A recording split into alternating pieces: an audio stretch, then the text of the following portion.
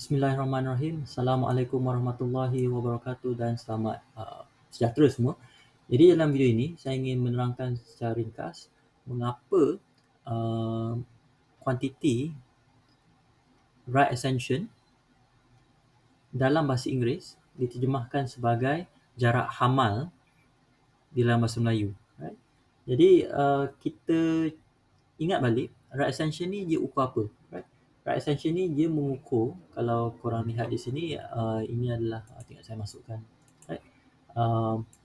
Okay, ini adalah rupa langit di kawasan kita, kawasan Kuala Lumpur pada hari ini. Right? Saya masukkan dia ini. Right? Jadi itu arah utaranya. Right? Arah utaranya. Sekarang ni kita cuba buang permukaan tanah ni dan kita cari garis sifar untuk right ascension ni kat mana. Right? Jadi right ascension adalah garis ni. Kalau korang tengok 0 jam, 1 jam, 2 jam, 3 jam. Right? So kalau garis yang ni adalah garis right ascension untuk 0 jam. Kalau korang tengok garis untuk 0 jam ni, dia bersilang dengan titik ni. Right? Titik yang ada simbol ni. Dan garis yang warna merah jambu ni adalah garisan ekliptik, manakala garisan yang warna hijau ni, hijau kebiruan ni adalah khatulistiwa samawi. So this is the celestial equator and this is ecliptic. So this point here, it is the intersection between the ecliptic, the path of the sun in 1 year, and the celestial equator. Right? And this point here, and this point here is the point of the vernal equinox. Right? The point of the vernal equinox, and the line that crosses this point of vernal equinox, this is the line of zero right ascension, right? Kosong. Jadi kesemua nilai untuk right ascension tu akan diukur daripada garis ini, right? Garis ini. Jadi kalau korang tengok, bila kita bergerak ke arah kiri, 10 minit, 20 minit, 30 minit, 40 minit, 50 minit, 1 jam. Right? 1 jam 10 minit, 1 jam 20 minit, 1 jam 30, 1 jam 40, 1 jam 50. Right? Jadi bila kita bergerak daripada garis ni ke kiri, right, nilai right ascension itu bertambah. Right? Jadi jarak hamal itu adalah nilai yang diukur daripada garis sifar ni ke arah kiri. Right? Jadi inilah jadi 10 minit, 20 minit, 30 minit, 40 minit. Ini adalah nilai jarak hamal. Sekarang ni kita nak tahu kenapa dia panggil sebagai jarak hamal. Right? Kalau korang tengok sekarang ni titik equinox ni, vernal equinox ni, titik equinox musim bunga. Vernal tu maksudnya musim bunga. Jadi titik equinox musim bunga ni jatuh dalam kawasan buruj Pisces. Right? Ikan. Right? Ikan. Jadi sekarang ni pada tahun 2021, titik equinox musim bunga ni jatuh dalam buruj Pisces. Right? Tetapi adakah titik equinox musim bunga ni sentiasa jatuh dalam buruj Pisces? Right? Dan kalau korang tengok, ini adalah buruj Pisces, di sebelah ini adalah buruj Aries, kambing biri-biri. Dan hamal ni adalah hamal perkataan bahasa Arab untuk kambing biri-biri. Right?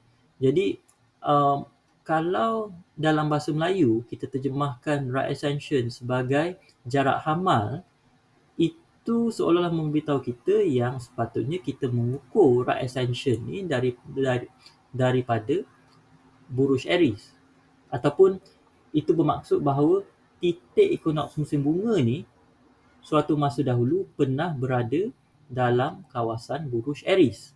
Right? Tapi sekarang ni pada tahun 2021, titik equinox musim bunga ni berada dalam kawasan buruj Pisces. Jadi mari kita ubah tarikh ni, right? Dan kita lihat adakah titik equinox musim bunga ni berubah ataupun tidak. Right?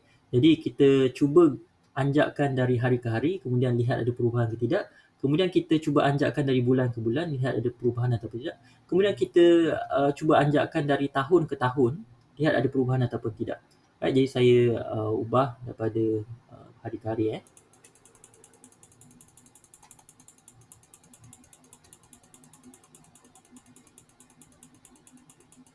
Right, nampaknya kedudukan titik ekonom musim bunga ni tidak berubah apabila kita berganjak dari hari ke hari. Mari kita cuba dari bulan ke bulan pula.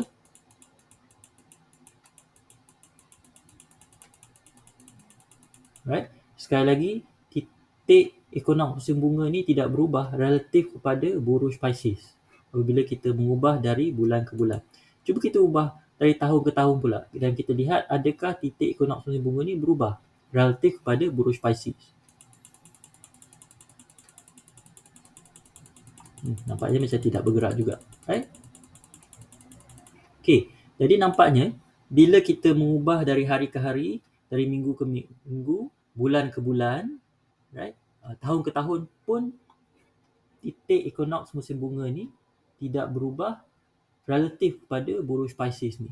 Jadi persoalan masih belum jawab lagi. Kenapa kita terjemahkan right ascension ni sebagai jarak hamal? Seolah-olah titik equinox musim bunga ni pernah suatu masa dahulu berada dalam buruj Aries. Sebab hamal ni adalah buruj kambing biri-biri kan. Kambing biri-biri dalam bahasa Arab. Jadi mungkinkah suatu masa dahulu titik equinox musim bunga ni berada dalam kawasan buruj Aries. Dan kalau kita nak menyiasat kemungkinan itu, mungkin kita perlu mengubah tahun ini bukan saja dekad ke dekad, bukan saja kurun ke kurun, tapi kita kena mengubah dari dalam ribuan tahun. Mungkin apabila kita mengubah tarikh ni dalam ribuan tahun, baru kita nampak perubahannya. Right? Jadi sekarang ni tahun 2021, kita cuba berganjak ke 500 tahun sebelum ni, jadi 1521. Kita ubah 1521. Right? 1521. Jadi kalau korang tengok, titik equinox musim bunga ni dia dah berganjak sikit, right? So kalau saya buat balik tadi 20, right? Pada tahun 2021 titik equinox musim bunga ni berada dekat dengan sirip ikan ni, right, kat sini. 500 tahun yang lalu kalau awak lihat titik equinox musim bunga ni dia dah berganjak ke belakang, dia dah berganjak ke kiri, right? Jadi ini memberitahu kita bahawa titik equinox musim bunga ni dia akan berubah, tetapi perubahannya berlaku dalam tempoh masa berkurun-kurun lamanya. Right? Memandangkan kita sebagai manusia, kita cuma hidup 60 tahun ataupun paling tua pun mungkin 100 tahun. Jadi kita tak hidup cukup lama untuk melihat perubahan-perubahan ini. Right? Jadi sebab itu bila kita melihat pada langit malam, untuk kita yang tempoh hidupnya singkat ni, kita nampak seolah-olah langit malam, bintang-bintang ni seakan-akan kekal sama dari satu malam ke malam yang berikutnya. Seolah-olah tidak ada apa-apa perubahan yang berlaku pada bintang-bintang ni. Tapi itu hanya kerana jangka hayat kita sangat pendek berbanding dengan jangka hayat bintang. Right? Mari kita anjak lagi ke belakang. 500 tahun lagi ke belakang, 1021 tengok. Right? Jadi kalau lihat sekarang 1000 tahun yang lalu, right, titik equinox musim bunga ni berada di hujung ekor buruj Pisces ni. Right? So dia semakin berganjak ke kiri. Kalau 500 tahun yang lagi, sekali lagi dia berganjak ke arah belakang, ke kiri, katakan tahun 21 pun dia dah mula dia dah nak sampai ke sempadan di antara buruj Pisces, right? Ni sempadannya yang ungu ni, sempadan buruj Pisces dengan buruj Aries, right? Kalau kita anjak lagi ke belakang, negatif kita ambil 1, right? Ni pada tahun 1 AD, right? 1 AD titik equinox musim bunga ni dia baru saja memasuki kawasan buruj Pisces. Kalau kita anjak lagi ke belakang, right? Katakan kita ambil negatif 521, right? Jadi ini adalah 500, ni tahun 521 sebelum Masihi. Kalau korang tengok sekarang ni, titik equinox musim bunga ni sudah berada dalam buruj Aries, right? Kalau kita anjak lagi 1021, negatif 1. Jadi inilah 1000 tahun sebelum Masihi. Jadi ini hampir 3000 tahun yang lalu. Titik equinox musim bunga tu tepat berada dalam kawasan buruj Aries, right? Jadi ini bermaksud bahawa apabila kita menterjemahkan right ascension sebagai jarak hamal, right, kita menggunakan kedudukan buruj 3000 tahun yang lalu, right? Sebab yalah kita kata jarak hamal. So kalau kita hidup 3000 tahun yang lalu, ini akan jadi garis kosong jam kita. This will be our zero hour, right? For right ascension. And then this will be our 1 hour, 3 hour, 2 hour, 3 hour. Ini bermaksud bahawa nilai koordinat right ascension untuk kesemua bintang-bintang ni akan berbeza 3000 tahun yang lalu, right? Dan maksudnya dari tetapi memandangkan 3000 tahun tempoh masa yang lama, jadi perubahan ni berlaku dengan sangat kecil. Jadi kepada soalan adakah koordinat buruj ni akan berubah, ya, dia akan berubah, cumanya perubahan itu mengambil masa yang lama.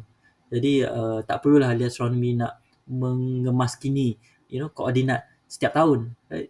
Mungkin selepas 1000 tahun, selepas 2000 tahun barulah kita mengubah suai ataupun kita mengemaskini koordinat bintang ini. Satu lagi perkara yang menarik, kalau kita terjumpa katakan satu katalog bintang, right? Satu katalog bintang daripada sebuah peradaban, dan kita tak tahu berapa usia peradaban tu, tetapi dalam katalog bintang peradaban tu diberitahu titik equinox musim bunga jatuh dalam buruj apa. Contohnya, katakan dalam katalog bintang peradaban tersebut diberitahu bahawa pada ketika itu titik equinox musim bunga tu jatuh dalam buruj Aries. Itu secara langsung memberitahu kita bahawa peradaban itu telah wujud hampir 3000 tahun yang lalu, iaitu pada 1021 sebelum Masihi. Jadi ini adalah contoh bagaimana ilmu astronomi boleh digunakan dalam penyelidikan sejarah. Kita boleh menggunakan kedudukan bintang-bintang ini seperti mana yang direkodkan oleh peradaban-peradaban lalu untuk mengetahui berapa lama sejak peradaban itu muncul, right? Jadi dari satu segi buruj-buruj di langit ini dia semacam satu kalender yang abadi, right?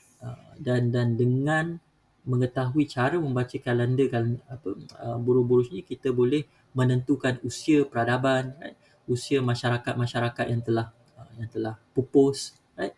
Sekiranya kita ada warisan ilmu astronomi daripada peradaban-peradaban ini, right? Dan memang ada cabang dalam bidang astronomi dipanggil sebagai ethnoastronomy ataupun archaeoastronomy yang mengkaji tinggalan purba daripada tinggalan ilmu astronomi daripada peradaban-peradaban purba, right? Dan itu salah satu perkara yang saya sedang cuba bangunkan untuk mata pintar lah, modul berkenaan dengan archaeoastronomy ataupun ethnoastronomy ni, right? Tapi dalam kes ni kita boleh faham kenapa dalam bahasa Melayu right ascension tu dipanggil sebagai jarak hamal, sebab suatu masa dahulu titik equinox musim bunga ni terletak dalam buruj Aries. Jadi semua right ascension diukur daripada buruj Aries, buruj kambing biri-biri ataupun buruj hamal ni. Jadi kedudukan right ascension buruj tu diukur dari segi jaraknya daripada kambing biri-biri ini, right? Jadi itu saja. Sekian, terima kasih.